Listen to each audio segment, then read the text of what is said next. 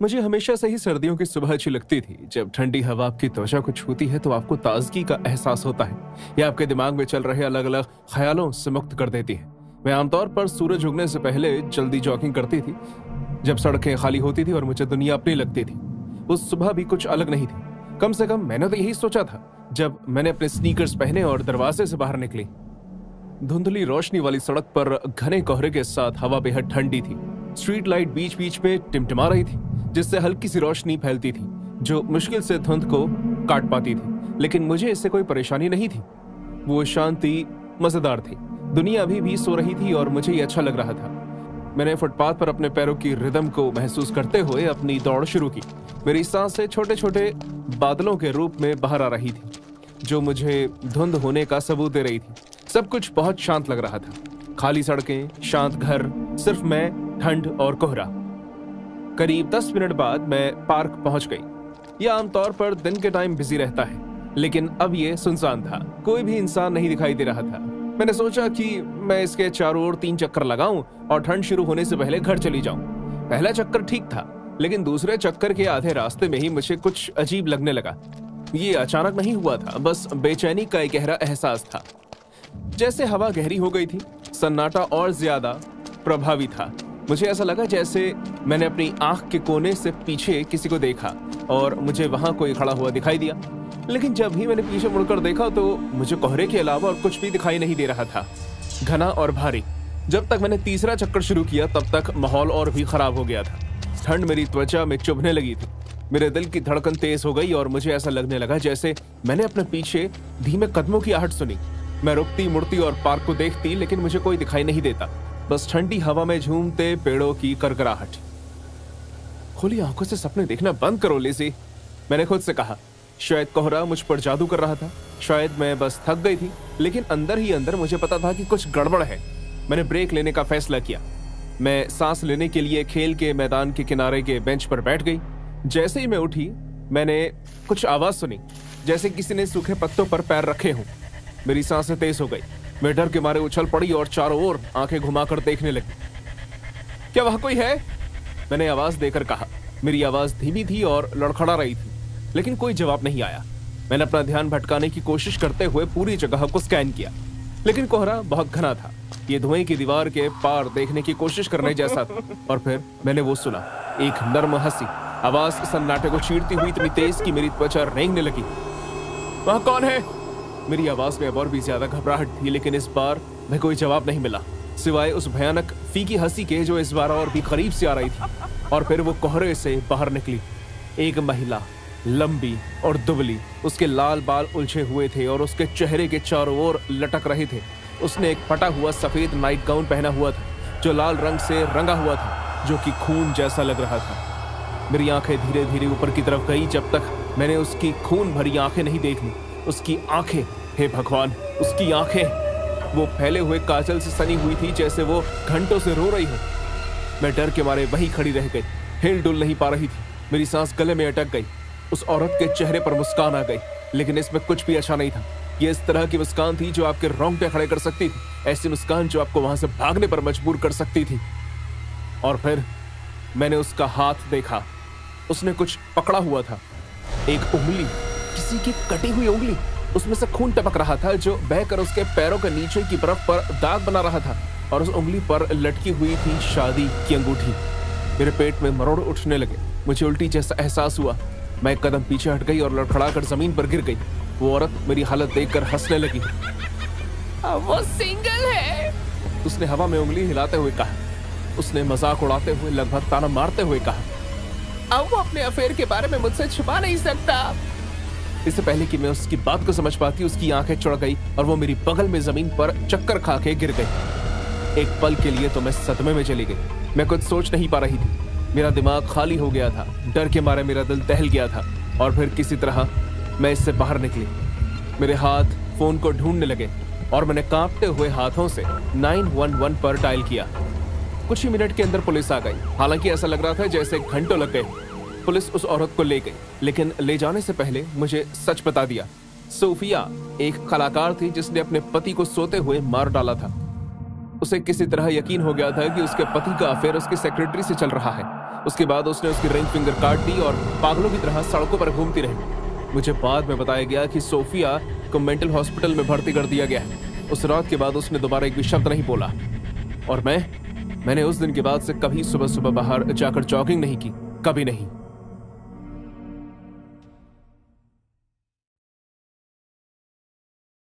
ये एक शांत सा गेटअवे होने वाला था। स्टीफन और मुझे हर चीज से छुट्टी चाहिए थी, काम, परिवार, शहर। इसलिए हमने जंगल में एक एयरबीएनबी किराए पर लिया। वो पेड़ों के बीचों बीच एक आरामदायक केबिन था। सर्दी का मौसम था और हमारे चारों ओर दुनिया बर्फ से ढकी हुई थी, जिससे ऐसा महसूस हो रहा था जैसे कि हम बाकी सभी चीजों से पूरी तरह से अलग हो गए, बिल्कुल वैसे ही जैसा हम चाहते थे। हम सूरज ढलने के आसपास पहुंचे। केबिन बहुत सुंदर था, लकड़ी का बना शर्मराता हुआ आंगन और केबिन के अंदर पत्थर का फायरप्लेस था जिसमें पहले से ही लकड़ियां रखी हुई थी। जब तक हमने सामान खोला और अंदर बैठे तब तक बाहर अंधेरा हो चुका था। हमने रेड वाइन की एक बोतल खोली। कुछ ग्लास वाइन पीने के बाद स्टीफन ने सजेशन दिया कि क्यों ना हम थोड़ा बाहर घूम कर आए। केबिन के पीछे एक छोटी सी जगह थी। हमने बहुत सारे कपड़े पहने और बाहर निकल गए। हम थके हुए थे, हम लड़खड़ाते हुए चल रहे थे और हंस रहे थे। जल्द ही हम पेड़ों के बीच घिरी और बर्फ से ढके एक टीले के पास आकर पहुंचे। ये बहुत ही एक अजीब बात थी। वहां एक पत्थर का साइन था, किसी की कब्र जैसा, लेकिन उसके पास कोई नाम नहीं लिखा हुआ था, सिर्फ एक अजीब सा निशान सा बना हुआ था। उस निशान में दो गोले आपस में चिपके हुए थे और उनके बीच एक सांप घूम रहा था। स्टीफन हंसते हुए बर्फ हटाने के लिए घुटनों के बल बैठा। हम दोनों के बीच सबसे क्यूरियस वही था। ये कब्र है ना? शायद ही किसी का पेट था, पता नहीं, कोई नाम नहीं है, ये कुछ भी हो सकता है। वो नशे में था और अपनी इतनी बुरी हालत में उसने अपनी पैंट की जिप खोली और उस पर पेशाब करना शुरू कर दिया और पूरे समय हंसता रहा। मैंने उसे रोकने की कोशिश की और उससे कहा कि वो इस तरह की हरकत ना करे, लेकिन उसने मेरी बात टाल दी और अपनी बात खत्म करके हंसने लगा। मुझे बुरा महसूस हो रहा था। उस कब्र में कुछ बात थी जिसने मुझे परेशान कर दिया था, इसलिए हम केबिन की तरफ वापस चले गए। उस रात मेरी नींद एक अजीब सी आवाज से खुली। ये खरोंच की आवाज जैसा था। आवाज तेज थी और लगातार आ रही थी, जिसने मेरे रोंगटे खड़े कर दिए। जब मैंने मुड़कर देखा तो स्टीफन बिस्तर पर नहीं था। मेरा दिल एक पल के लिए धड़कना बंद हो गया और मैं उठकर बैठ गई। खरोंच की आवाज ये बाहर से आ रही थी। मैंने जल्दी अपना कोट पहना। दरवाजा खोलते ही मेरे हाथ कांपने लगे। मैंने स्टीफन को बर्फ में खड़े हुए देखा। वो बिना हिले जंगल की तरफ देख रहा था। उसकी सांसें हवा में दिखाई दे रही थी और मैं पत्थर पर कीलों की तेज आवाज सुन सकती थी। स्टीफन, तुम ये क्या कर रहे हो? उसने कोई जवाब नहीं दिया। खरोंच की आवाज और तेज हो गई। वो आवाज इतनी तेज थी कि मैं और सहन नहीं कर पा रही थी। वो बाहर आना चाहता है। उसकी आवाज बिल्कुल फ्लैट थी, जैसे दूर से आ रही। वो किसी तरह के वश में लग रहा था। मैंने उसका हाथ पकड़ा और उसे जगाने की कोशिश की। अभी के अभी वापस आओ, ये ठीक नहीं लग रहा। वो कब्र, वो बाहर आना चाहता है। उसने अपना हाथ मुझसे छुड़वाया और कब्र की तरफ भागने लगा। मैं उसके पीछे भागी। जैसे ही मैं आगे बढ़ी, मैं लड़खड़ा कर बर्फ पर गिर गई। वो अपने घुटनों पर बैठ गया। वो बर्फ को अपने पंजों से पकड़ रहा था। उसके हाथ नंगे थे और वो जमी हुई जमीन में खोद रहा था। रुक जाओ स्टीफन, बस करो स्टीफन। मैं उसे दूर खींचने की कोशिश करती हूँ, लेकिन वो मजबूत था। मैंने उसे पहले ऐसा करते हुए कभी नहीं देखा था। उसके नाखून टूट रहे थे। उसकी उंगलियां बर्फ में खोदते हुए लाल और कमजोर हो गई थी, जैसे उस पर कोई भूत सवार हो। और फिर मैंने उसे देखा। एक लोमड़ी जंगल से निकल रही थी।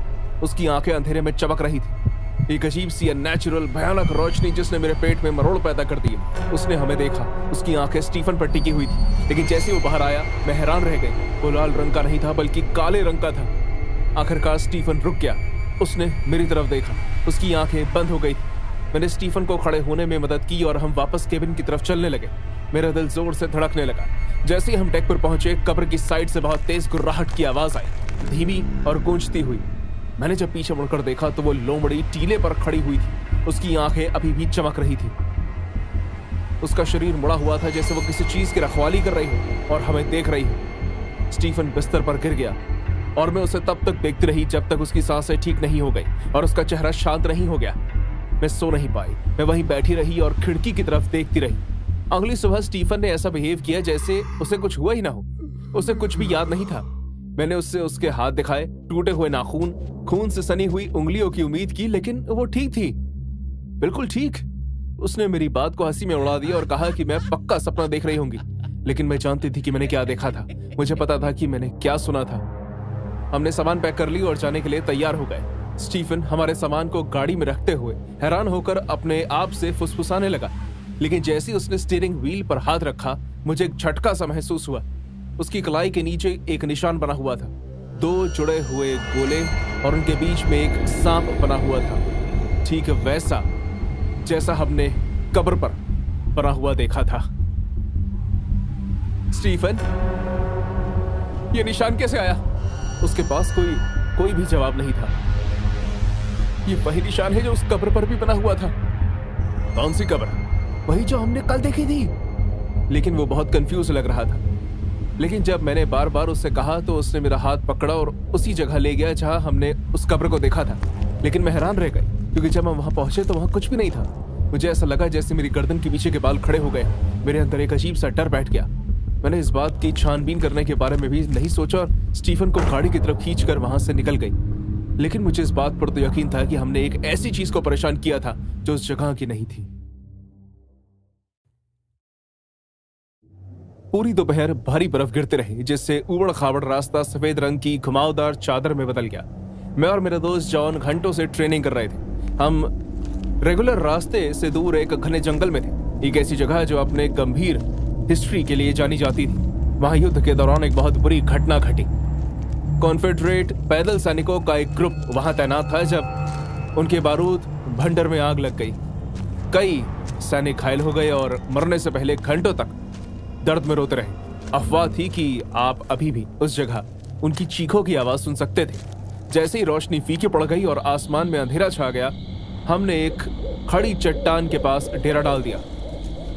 लकड़ियों के बीच से हवा आवाज करते हुए गूंज रही थी। खाते समय हमने ज्यादा बात नहीं की, लेकिन हवा में कुछ ऐसा था जिसने मेरी गर्दन के पीछे के बाल खड़े कर दिए। मैंने इसे भी नजरअंदाज कर दिया। मुझे लगा कि शायद बस यहाँ होने की घबराहट होगी। ये जगह काफी अजीब लगती है ना? मैंने उसकी तरफ देखा, उसका चेहरा पढ़ने की कोशिश की। उसकी आवाज में भी दम नहीं था। उसे भी वैसा महसूस हो रहा था जैसे कि मुझे। हाँ, मैंने माना। ऐसा लग रहा है जैसे हवा बहुत ही भारी हो गई। हो सकता है कि हम काफी ऊंचाई पर हैं या हम बस बहुत थक गए हैं। हम दोनों ने हंसकर बात टालने की कोशिश की, लेकिन अंदर ही हम दोनों घबराए हुए थे। कुछ तो सही नहीं था। जैसी रात हुई, मैंने खुद को अंधेरे में घूरते हुए पाया। मैं न जाने किसका इंतजार कर रहा था, मुझे नहीं पता, लेकिन मैं इस एहसास को दूर नहीं कर पा रहा था कि हम वहां अकेले नहीं थे। आखिरकार मैं थक गया और शायद मैं सो गया था। लेकिन फिर आधी रात को मेरी नींद अचानक खुली, जैसे मैं सोया ही नहीं था। मेरा शरीर एक झटके से उठा था, जैसे किसी ने मुझे हिलाया हो। टेंट में ठंड बहुत ज्यादा बढ़ गई थी। टेंट के बाहर जल रही आग काफी देर पहले बुझ गई थी और जॉन अभी भी हल्के हल्के खर्राटे ले रहा था। और तब मैंने उसे सुना, पैरों की आवाज। हल्के नहीं, पहले से काफी तेज, जैसे कोई हमारे करीब आ रहा हो। टेंट के बाहर वाली बर्फ के पास हो। मुझे हल्की खरोच की आवाज सुनाई दी, किसी जानवर की नहीं, ये अलग थी, जैसे टेंट के आसपास किनारे से आ रही हो, किसी की उंगलियों की सरसराहट। मैं अपनी टॉर्च ढूंढने लगा। जैसे ही मैंने उसे टेंट की तरफ करके ऑन किया, वहां कुछ भी नहीं था। लेकिन जैसे ही मैंने टॉर्च बंद की, खरोच की आवाज फिर से शुरू हो गई, धीमी लेकिन लगातार। मैंने हिलने की कोशिश नहीं की। अचानक टेंट के बगल से जोर से कुछ गिरने की आवाज आई, जैसे कोई या कुछ टेंट से टकराया हो। मैं डर के मारे उछल पड़ा। मेरी टॉर्च मेरी पकड़ से छूट गई। आखिर ये था क्या? जॉन उठ गया। वो आवाज सुनकर चौंक गया। इससे पहले कि मैं कोई जवाब देता, एक बार फिर जोर से आवाज हुई और इस बार और भी जोर से। पूरा टेंट हिल गया। मुझे नहीं पता, मैंने फुसफुसाया, लेकिन हमें यहाँ से निकलना होगा। हमने अपनी फ्लैशलाइट उठाई और बाहर देखने के लिए टेंट की जिप खोली। बर्फ पर कोई निशान नहीं था, वो बिल्कुल साफ थी, जैसे वहां कोई आया ही ना हो। लेकिन वो आवाज, वो पैरों की आने की आहट, खरोच की आवाज, वो सच में हुई थी। मुझे अच्छे से पता है, क्योंकि मुझे उसका एहसास हुआ था। मुझे बहुत डर लग रहा है यार, हम थोड़ी देर यहीं इंतजार करते हैं। मैंने सर हिलाकर हाँ कहा, जबकि मेरा रोम रोम चिल्ला रहा था कि वहां से भाग जाऊं। कुछ मिनट बेचैनी भरी सन्नाटे में बीत गए। जैसे ही मैं फिर से बहकने लगा, मुझे फौरन पेशाब करने की जरूरत महसूस हुई। मैं बाहर नहीं जाना चाहता था, लेकिन मुझसे रुका नहीं जा रहा था। मैंने टॉर्च उठाई और कड़कती ठंड में कदम रखा। मैं टेंट से कुछ कदम दूर गया और मैंने एक पेड़ के पीछे जगह ढूंढ ली। जैसे ही मैं खुद को राहत देने वाला था, मुझे अपनी गर्दन के पीछे एक ठंडा बर्फीला हाथ महसूस हुआ। मैं ठिठक गया। इसने मुझे जोर से पकड़ लिया। मुझे पीछे की तरफ खींच लिया।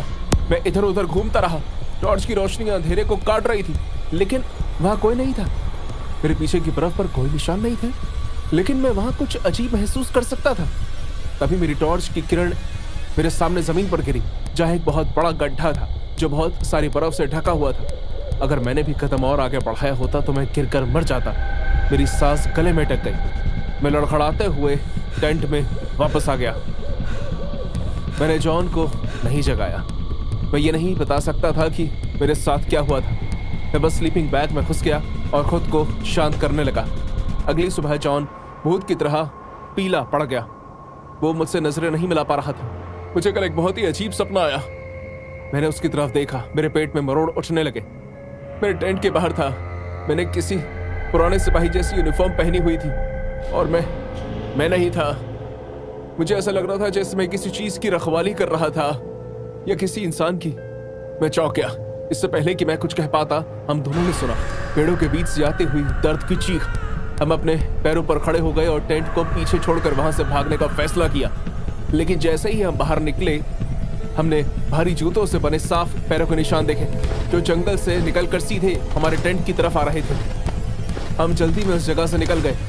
मुझे नहीं पता कि वो क्या था, लेकिन किसी वजह से मैं अपनी जिंदगी का श्रेय एक शहीद हुए सिपाही को देता हूँ जो हम सबकी रखवाली कर रहा था।